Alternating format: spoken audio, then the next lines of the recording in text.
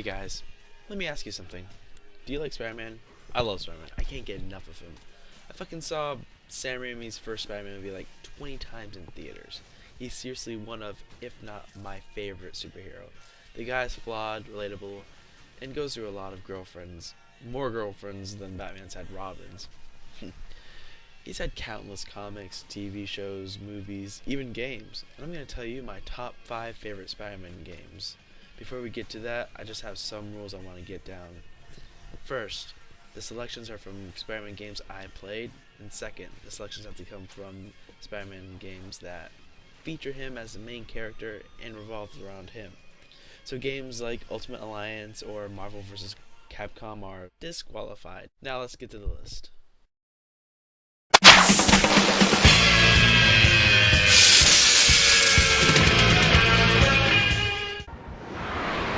Gotta find her.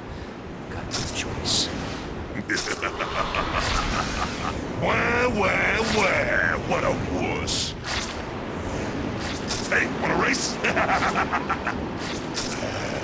Parker hates it when I get the drop on him.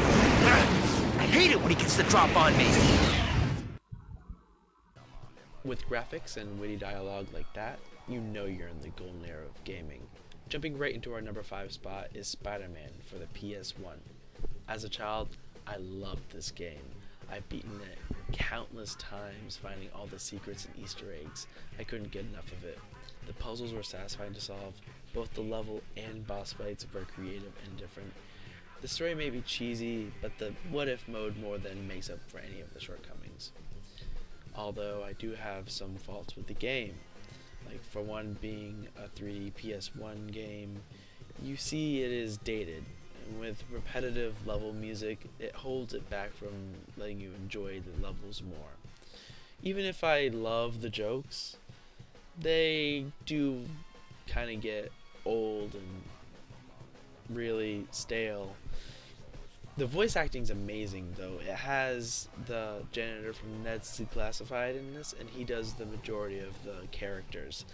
The most prominent being Venom, and it's great seeing him change on a dime from being terrifying to hilarious. My last real complaint is, for being a fun game, you can beat it in only a few hours. All in all, if you haven't played this game, you should check it out. I definitely recommend it as a PS1 hidden gem.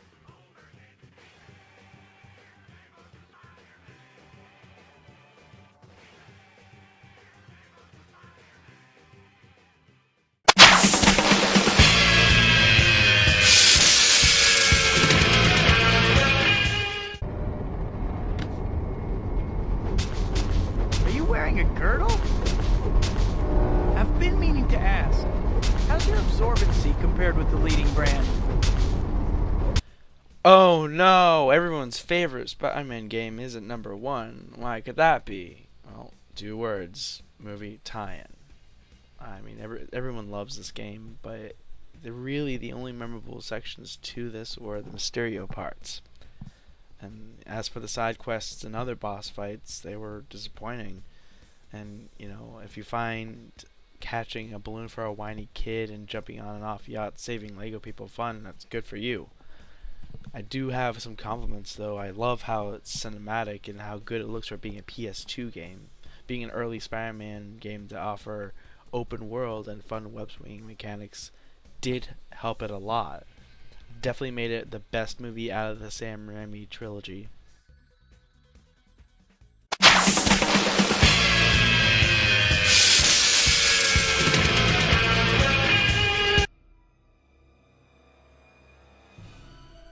I love this game. I was hyped for it the minute I heard about it. I loved Shattered Dimensions, but after playing Edge of Time, I found myself thinking that Edge of Time was better in every way. Story, concept, visuals, feeling, and combat.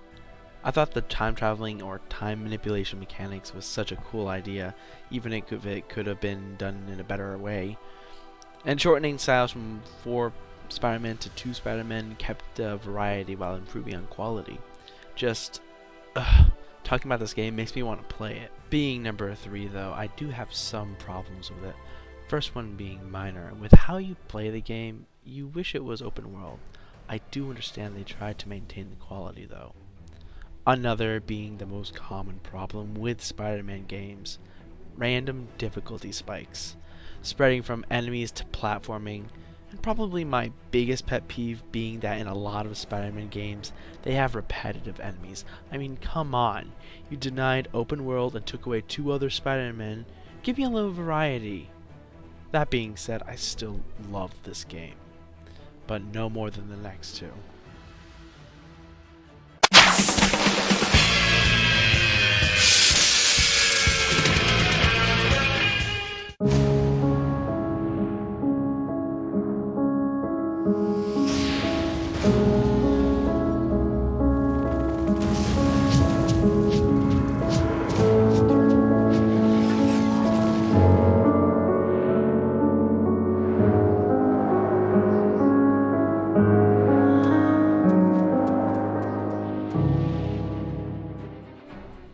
God, I hate Spidey's voice in this game. This alone would have made this game lower on the list if it wasn't for everything else Web of Shadows had, giving us a more serious plot with open world and more to do in the open world, while feeling fluid with fighting through web strikes and a variety of combos. Admittingly, you're only ever going to use like 2 or 3 at the most. Something else I do love is the amount of references, nods, and cameos from other comic book characters and landmarks in the Marvel Universe. This game does have a morality system, but you can completely ignore it because the only thing it's good for are the alternate endings and which ally you can use, which you might never use. The system is based on the choices you make in the game or how often you use one of your suits. And I think that's so cool because you can switch between the red classic suit and the black symbiote suit. Something I was a little disappointed about was the boss fights, only because they were hyped to such a high level only to be making you perform web strikes the entire time. And even with these blatant flaws, I still can't help but love this game. It feels different, it feels fun to play, and when I think about what a Spider-Man game should be, this is one of the first games I think of. The other being number 1, of course.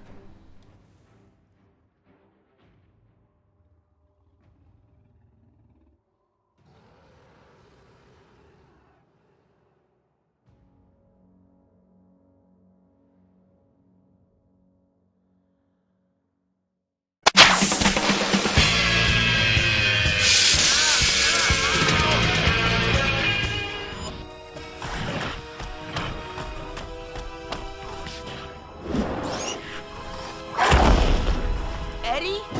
Oh my god! I thought... My head! It's killing me! What's going on?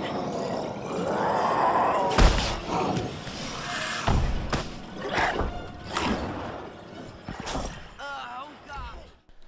I can't tell you how giddy I get when I play Ultimate Spider-Man. It does so many things right. It basically has all the pros from all the games on this list with few cons.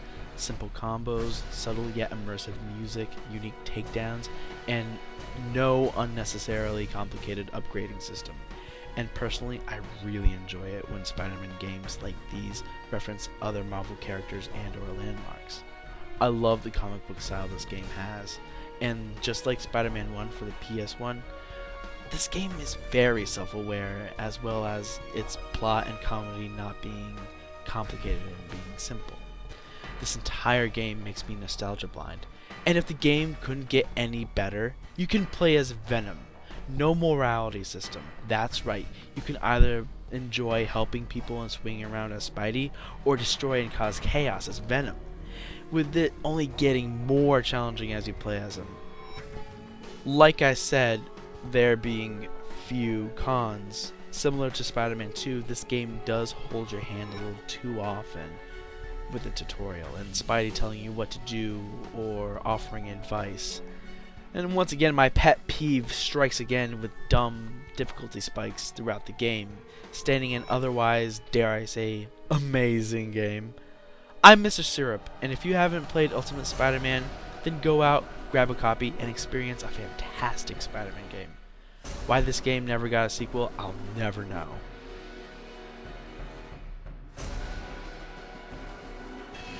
Hey guys and gals, thanks for watching. Click the top left button to subscribe and check out me and Bronze's other videos, or click below to check out my top 5 scary enemies in gaming. Hopefully this one's better than my last video. I'm still learning. I hope you enjoyed it, and I'll see you in the next video. Bye bye!